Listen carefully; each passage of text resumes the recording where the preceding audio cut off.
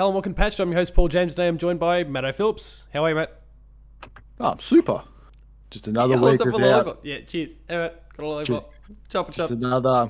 My son Just loses his shit another over chopper week. chops. Just another week without Damo. We thought he'd come back to us, but the climb continues. Unfortunately, the Return of the numbness to king. the numbness to the spider sting was still a bit severe, so he couldn't. He was still having trouble I just, talking.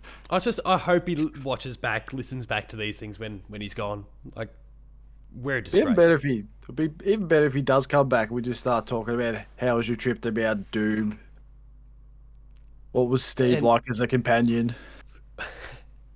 and he just rolls with it. He has no idea what's going on, but he just, without breaking stride, just 100% leans into it. Gonna be in for a shock.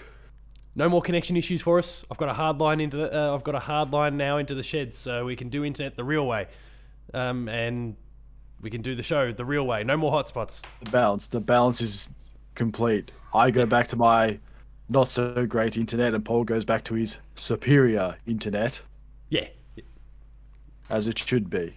the force is. There's no longer a disturbance in the force. We're good. All right, so Nintendo. Everyone's been talking for a long time about a pro model to the Switch, an updated version of the Switch, and they announced it the other day. Wasn't much of an upgrade. It wasn't Yes, what everyone had kind of speculated, I guess. Everyone's like, "Oh, we want the graphics to improve. We want to see better. Sure, let's give you a bigger screen, or Yeah. point eight of an inch Yeah, of a bigger that's right. screen." Because currently 6.2 inches, now 7 inches. An OLED screen, Nintendo Switch OLED model, or OLED edition, whatever they call it. They keep emphasizing in the video OLED edition or OLED model. Okay, we get it. You can stop now. Right. Would Um, anyone who plays Nintendo know what the meaning of OLED is? yeah, Probably not. They go, "Oh, cool, it's an OLED. Who wants to play the OLED, kids?" let's just remember everyone that the PlayStation Vita did it in 2011. They did it first. So in typical Nintendo form, they're 10 years behind, Yeah, 100%. as usual. And like the features that it has, like Xbox and Sony had those features 15 years ago. Yeah, look, it's not. It's The not old great LAN. in that sense. That said, I still pre-ordered one. Of course you Maybe would. unsurprisingly. I did actually tweet, so like in regards to the specs, like, and yeah, referencing the Vita there, I did kind of tweet out, I don't know, maybe the day or the day after the actual announcement. I did like a side by side comparison of a few different features. I don't know if you saw it. Like there was the PlayStation Vita and then the Nintendo Switch OLED And the version. OLED and the screen size and Year of all. release 2012 to 2011, 20 to 2021. OLED display, yes to both. Online, it's free on the PlayStation Vita. It's paid on the Switch. Folders, yes on the Vita, no on the Switch. Themes, yes on the Vita, no on the Switch. Achievements and trophies. This was my, I don't know, comedic highlight. Yes on the PlayStation Vita, Switch. There's no feeling of Oh. achievement to be had when playing the Switch. I was pretty happy with my own handiwork. But that's it. Like I said, I did actually pre-order it. I assume you'd probably heard about all the rumors as well, and that it was supposed to be a 4K Switch, and it's meant to do this, that, and the other. And it's meant to be this amazing revolutionary step. And I mean, the rumors had also spoken about the size increase to the screen. Did you ever think that we were going to get like a 4K Switch and all those sort of things that were rumored? No. I mean 4K in this thing, I think you're a few years off. I don't Yeah. think even an iPad doesn't even have 4K. Or it'll be close to 4K. Yeah, they got their Retina displays or whatever, but it's not really the same. But so if it was 4K, the Switch price would be through the roof. It'd almost be Yeah. like the $1,000 PlayStation 3 Blu-ray edition price. Yeah, I think that's the thing that's kind of been lost with all the rumors. And I mean, look, I won't try and sit back and say, I never believed it anyway, because I did. Like, there was so many of these rumors, and they were coming from the likes of Bloomberg, and there was a million different insiders, and everyone was saying the same thing.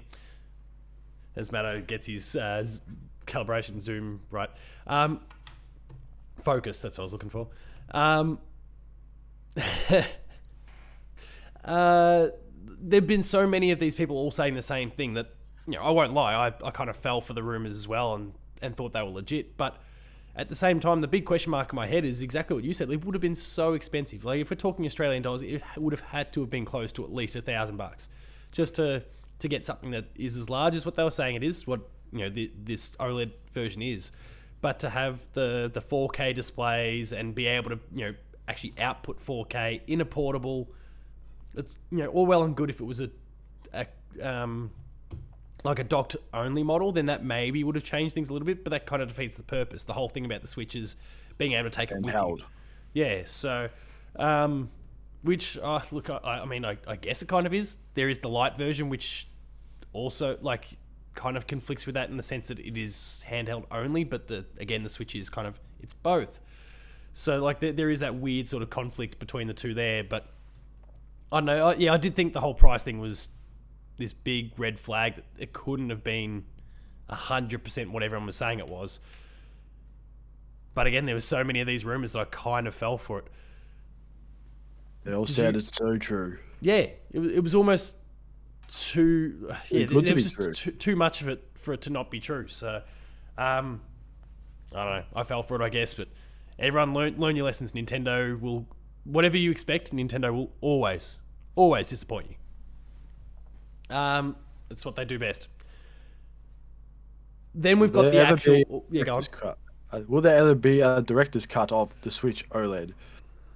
If Sony was doing it, 100%. Actually, the director's cut came out first. It's called the Vita. Oh, it's take that. The improved model. Improved model from 10 years ago. Bang, take Get that. my Sony pony. Check that at the door.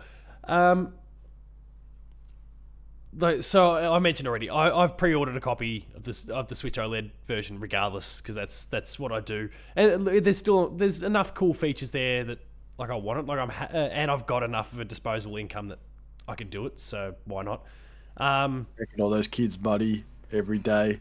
Yeah, exactly. Yeah, all the kids that come for an education, I take that money and I say, give me all the games, and that's it. That's what I do. I don't know. I think there's a little bit of a. I review stuff. I need to be able to review it in the best. And I got this. I got an email from Nintendo recently, and this was before the announcement. And this was a PR media sort of thing. They were just asking what version of the Switch I had. It wasn't, and again, this was before the OLED version. But I think they were just trying to. I think this is how I interpret it. They were just trying to work out, okay, what have reviewers got? What's available to them, and in terms of reviewing games in the future. And I responded and told them I've got a launch 2017 model and that sort of thing. And there was no follow-up comment. I'm sure it was them just doing some data collection. But with that kind of in the back of my mind, and then the whole thing being announced and pre-orders going live, it's probably my own stupid fault. It's okay, I've got to get this, to keep on top of it. Clearly it's something that's on their mind. I've got to go buy this. Bastards pressured me into it without even saying, they hadn't even go pre-order. They hadn't even announced it at that point. He fell for it. We got him. And I'm sure they got others as well. But yeah, what do you think of what we ultimately got though? So yeah, it's 0.8 inches bigger. It has an Ethernet spot now because Wow. Wow. I mean, I use my Ethernet on all my other consoles as well. I've never used it in my lifetime because I've never needed to. Yeah. Because I don't play those online games. And you're not looking to play them at that sort of level where that I'm no pro tiny gamer. little bit of latency or whatever you can get via Wi-Fi will actually make a massive difference to your gameplay. No, you're not playing those sort of games, neither am I. So it doesn't really make a big deal in that sense. And also, let's make note of the fact that there's an Ethernet port is not Nintendo's online issue. Nintendo's online is Nintendo's issue. It's the fact that it's shit out. Because there's no such thing. It's just, hey, we just bring out a game every month or two that no one's heard of. Oh, I don't mean that. I don't even mean that. You go to play Smash and it's their back end that's the issue. It's not the fact that, oh no, my Wi-Fi is not up to it, or I'm too far from the access point, or any of those sort of things, or I don't have Ethernet plugged in. It's because Nintendo's My online is a internet. piece of shit. Oh yeah, it's like whole Animal Crossing Yeah. fiasco. Well, I don't care about who's coming to the goddamn island. I want my bloody money for my turnips or whatever it is, yeah. and get Between some of off. their actual online struggles and then some bad online design, like in the case of Animal Crossing, they don't have it right on their end, and it's not because we don't have an Ethernet port. I guess, like, because I'll get it, and I've got my new setup. My new setup that we kind of touched on before. I do have like my own dedicated router for this whole space, so I do have available Ethernet spots, and it'll be basically sitting right next to it. So yeah, maybe I'll plug in with Ethernet, but that's only because it's literally right there. There's no need No for it. real effort, no Yeah, effort needed. exactly. So I'm not too worried in that sense. And the other features, point eight of an inch doesn't make a big difference. I do It give looks pretty credit. cool. The new dock looks nice. I give credit for the new stand instead of this. Oh yeah, cool. Yeah, good point. The Instead, stand does of look a this, lot better. this flimsy little thing, you now got the whole back. Yeah. That's a stand, which I thought that's actually pretty cool. Still, I would have hoped that they would have fixed up the design with the actual power port. Like if you want to, you can't charge it and have the thing on the kickstand. What? Because well, I mean, and this is the same as the original one. Like you can't use the kickstand and charge your Switch at the same time because you have to charge it in at the bottom. Ah, right. Yes. I So like see. that's still like a big flaw in the design, and that's not something they've fixed here. Like they could have easily put the PowerPoint. You can't put it on the side, of course, because the Joy-Cons are meant to detach. You could have done something at the top, I'm sure, fairly easily, but they're not doing it. And look, they may have addressed it, but they've still not actually reported on the whole Joy-Con drift issue, which everyone continues to have issues with. And I'm pretty sure my Mario pretty sure you Odyssey Joy-Con are starting to potentially do a little bit of as well. Oh no. Very, very, very subtle, but I feel like it's starting to happen there. I did see that EB is doing like a Joy-Con trade-in deal, or like you can trade your Joy-Con in towards the Switch or whatever, and the new one. So I'll probably offload, What does? save a Oh, little I bit of thought cash. you were gonna say. Thought you were gonna say the Zelda ones. Oh, actually, yeah, that's right. No, I think it is for the Zelda one. So like that might be because I've got them on order. I might. Sorry, good point. I might transfer for those. At least save myself some cash and get myself some Joy-Con that are at least 100% good to go straight out of the box again. But yeah, I don't know what they're doing. But I think the other thing too is the storage. They doubled it to 64. I don't know why they just didn't go big. Like the 250 or 500. Yeah, I guess. Yeah, I don't know. It's a weird one. Like they want people to go digital, but they're not giving them a hell of a lot of space to do so. So Most people would be buying separate cards anyway, just for that space. yeah, like if you've got a physical copy of the game, then sure, you're probably fine because, so to their credit, like if you pop in an actual cartridge, the amount of data that it actually takes just to install the basics in the back end are really, really small, and that's Nothing. great. But they do, like, we are heading towards a digital future. The whole idea of the Switch is that you've got this online, the eShop, and you can jump on there and you can download games at a whim, and they're trying to drive this future, but they're not supporting it overly well. So it's all a little bit weird and a little bit inconsistent. But that's Nintendo for you, I guess. It blows up the theory that it's going to launch the upgraded Switch is going to launch day and date with Breath of the Wild 2. So I guess Breath of the Wild 2 is not going to be this big revolutionary jump technology-wise that perhaps everyone had hoped it would be.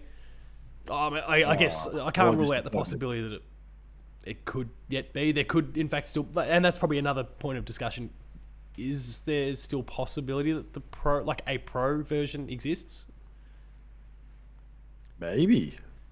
Maybe not. We I guess don't know. Yeah. My again, there's still our price thing that we discussed before. But the thing that I just, like, even with this announcement that I do have in the back of my mind is that Nintendo, I mean, this is Nintendo, and if you've kind of seen the trajectory of their handhelds over the last few decades, whether it's the Game Boy, which obviously saw the the color, which saw the mini, which all those sorts of things, and then there's the Game Boy Advance, where we saw variations of that, as well as the SP, the DS, DSi, all those, and 3DS, 2DS, the Wedge, all those like they're constantly, Wedge?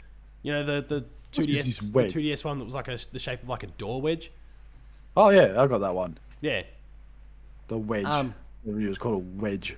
I mean, they didn't call it a wedge. I think everyone else called it a wedge. It looks like a wedge. Yeah. When you said like the 2DS, like, yeah, it's like a doorstop. That's what I call it. Yeah, pretty much. Got a use for it now. Yeah. Shit. Like they do have a long history of doing this sort of stuff, and even with the was it 3DS where they there was like an upgrade for the whole thing, so that and there was only certain games that would run on, like Xenoblade Chronicles that came to the 3DS that could only run on the. I can't even remember was it the 3DS where there was like an actual power upgrade version? I'm not sure, but the one thing I remember about the 3DS coming out was when they promoted it, and people were going, "Oh, it's so real," and you never actually saw what the actual 3DS looked like. And when it released, most people were like, "Oh, this is horrible," or "My eyes hurt." That's right. Yeah, it was new Nintendo 3DS. They stuck the word "new" on it, and that's made it different. If you recall that, and so yeah, there was a few games that specifically like they're exclusive to it. Xenoblade Chronicles 3D, Fire Emblem Warriors, Minecraft, new Nintendo 3DS edition. Minecraft? Yeah. Minecraft. The thing with the least amount of resolution. Yep. You needed a more advanced 3DS to actually play it. Well, like in Minecraft, new Nintendo 3DS edition. So there's like Minecraft on the 3DS, and then there's the Minecraft. I can't imagine what upgrades there would have been there. Maybe Damo can ask Steve while he's they're traveling through Mordor. So like they've got a history of doing this before. So I guess we can never rule out the possibility that it may not happen. But they are starting to get to a point like the Switch is unbelievably underpowered. It was already underpowered compared to the PS4 and the Xbox One. It's now even further behind, and I know that's not the be all and end all to a lot of people and a lot of developers as well, but it does eventually, like if you're a company that would like to put a game on the PlayStation and the Xbox but also bring out a Switch version, Nintendo is making it harder and harder and harder for you to do that, because there's just the gap is getting bigger and bigger and bigger, and developers are ambitious, like they're always going to be. So you see a lot of the games that get brought to the Switch, they don't look great, unfortunately, because of that big difference in size. Yeah, and even if they actually still look good, performance is an issue. And I mean, my review, we discussed it in the patched updates that I was playing Monster Hunter Stories 2, and like it chugs a bit on the Switch. Like I had the luxury of playing on PC as well as the Switch version, and PC obviously no issues whatsoever. And the Switch version just, it's not horrible, but it chugs, and that's not great. Like, and I don't think there's a patch that's going to be able to fix that. Like, it's a bottleneck created by the Switch's hardware. So developers are starting to hit that wall. Yeah, and I did the same with Apex as well. I did it on the Switch, and I said the exact same thing. It was horrible. Right. I couldn't see anything. It was laggy. It was just struggling. Yeah, compared to not just the PC version, but just every other version as well. Like on Xbox and PlayStation. Just say good luck if you still playing it on the Switch. I applaud you, because I am impressed. I mean, I would have given up after about a week. Well, I think some parts of the world had like a cloud version of it, which does, and that's kind of been a path that some developers have gone with to try and circumvent the stuff, is that they're playing cloud versions. But of course, there's a lot of portions of the world where that's just not an option, and I think we're probably still one of them. This part of the world. Yeah, we're one of those parts of the world. Our quality NBN is just great. Yeah, it's not. Though to be fair, like Xbox are doing it, like they've rolled out xCloud out here, and apparently it's going, or they have, or they're about to, and all the early reports are pretty positive. So, like, but this is Microsoft, like they'll find ways around it and try and make this stuff work. But Nintendo's just not that good. They can't get their own online right, let alone create a service that's going to allow you to be really, really efficient with a very underpowered portable platform. Yeah, we're hitting a bit of a brick wall in terms of the tech there. So, given all that, do you think that we might see something eventually, or would a Switch Pro, the stuff that everyone's kind of expecting from a Switch Pro, actually end up just being Nintendo Switch 2 in a few years? Because we all, based on Nintendo's history, and I don't mean the Wii U, like let's try to not factor that one in there because it's an outlier even on their standards. But we are basically, Nintendo has been pretty consistent about every 5 to sometimes at the latest 6 years they'll replace the hardware in the console space, and this is still a console. PlayStation and Xbox have, especially since the PS3 and the 360, have been a bit longer. It's close to 7 or 8 years, but Nintendo's still been fairly consistent about 5 years, and it came out in 2017, so we're in theory maybe a year away. So could all this Switch Pro stuff in fact actually be the Switch 2 or the successor to it? Possibly. Super Switch. Maybe this OLED, whatever it's called. It's just here you go, have Cash that for grab. now. Have that for now. Shut up and give us another. Just give us another year, and voila, here's the big one, the big reveal of a 34-inch screen. Just go. It's like everyone on their phones went from small, then it got big again. And then everyone realized that was too big, and they started to kind of okay, we'll bring it back to small again. Yeah. So then you can have your Switch, whatever you want to call it, XL and Double XL. XXL, and you can have it like in all shirt sizes. So you can have your medium, your small, your extra small. Yeah, you just sell the screens and XL. people just slap their Joy-Cons on the side, but off you go. Doesn't matter what size. Doesn't matter what size Switch you've got because the Joy-Cons are compatible with all. Well, actually, you can get the same thing Joy-Cons. If you got really big or fat hands, you can get a bigger Joy-Con. See, we're giving Nintendo ideas. This is just prints money. If you got fat hands or sausage fingers, you can't press the buttons. Then they're bigger, fatter buttons for you. Yeah, okay, I like your thinking. You're onto something here. Bigger buttons like the old arcade style ones. Checks out. You can just have it. There you go. Yeah, you're onto something here, mate. I'll expect all that money to come in Nintendo when you. No, they've stolen your idea. It's already gone. It's too late. Oh, damn it. Any other brilliant ideas before we wrap this one up, though? Because I don't know about you, I don't think there's that much more that we can really say about the thing. The console's out in October. It's coming side by side with Metroid Dread. Judge Dredd. Judge Dredd. It's coming out with that day and date. That's kind of what they're leaning into in terms of, pick up the console and get Metroid the same day, which I guess is not a bad thing for Metroid, I suppose. Like in terms of marketing for the game, like people going out and getting the hardware and then they go and buy a game to go with it. Like that's probably good, and Metroid could do with some sales as a franchise. So like I can get around that idea, how they're kind of connecting the two, because Metroid hasn't sold very well for a long time. Why didn't they make a Metroid design one? Well, the white version does kind of look like that. What are they calling it? I'm like stalling here while I try and. The Dark Samus. No, but it looks like the main enemy from. It's called Ridley? Ripley, and Ridley? there's a like this one specific to this new game. That one. Samus. So I'm looking at the amiibo now Eye. because that's got the name like Emmy, EMMI, but there's like a dot between each thing, so EMMI, whatever it's meant to. However it's meant to be pronounced, or whatever it's an acronym for. Like it does have that same white and kind of grey black colour scheme that enemy does. So I guess you've kind of got a themed console in some ways, but I wanted an orange and red one.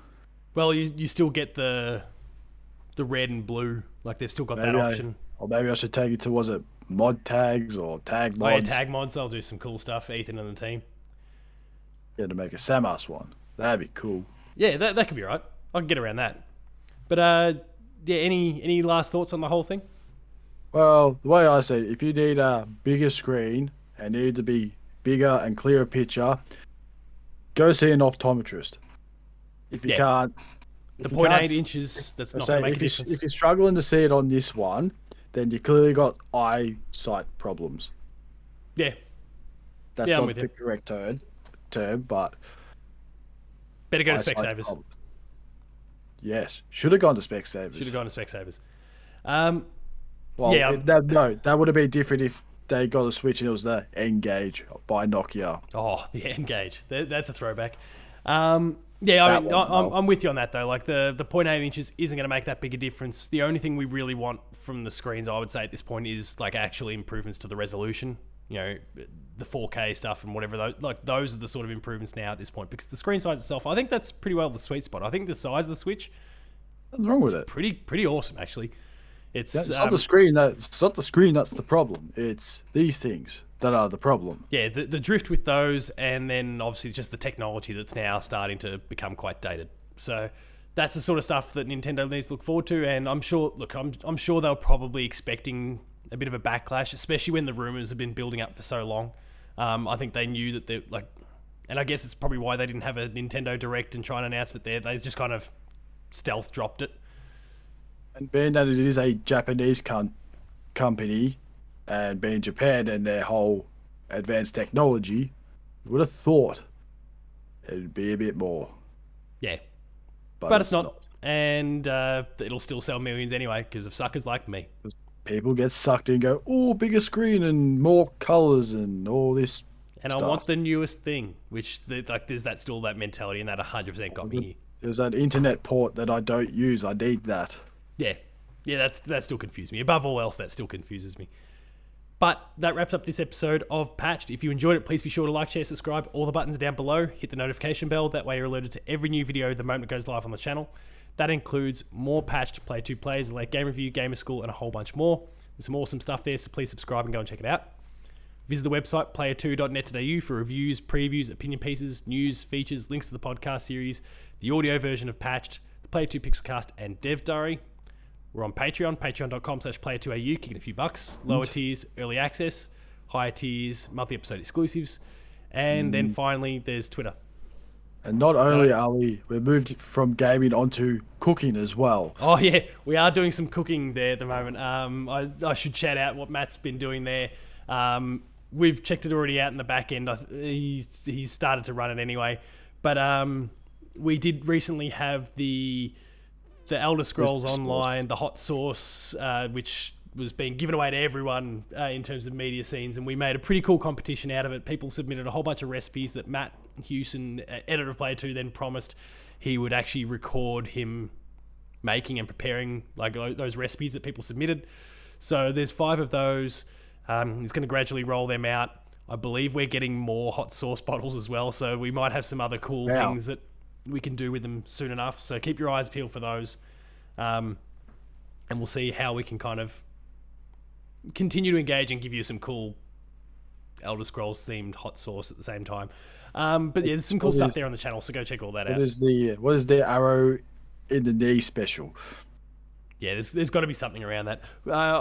As much as I'm a meat eater, I am pleased to see that some people submitted recipes where meat wasn't involved. Oh, really? Which is kind of really creative. Yeah, we kind of went through and judged all the different things to award the 5 winners, and yeah, we had at least one where there wasn't meat specifically a part of, which really interesting, given obviously hot sauce is typically associated with kind of hot foods and all those sorts, hot meat and that sort of thing, but they did it, so that's pretty cool. So keep your eyes out for all that. But yeah, lastly, there's Twitter. Matto, where can you be found? At Matto_Phil. Paul James Games for me. The website is player2au. And until next week, where hopefully Damo is back, thanks a lot for watching, and we'll see you later. He's almost got that ring to the middle of Mount Doom. Cast it into Mount Doom, Frodo. Put it in, Frodo. Or just throw the little dickhead in there anyway. Just go with it. The little dickhead. I believe his name's Barnaby.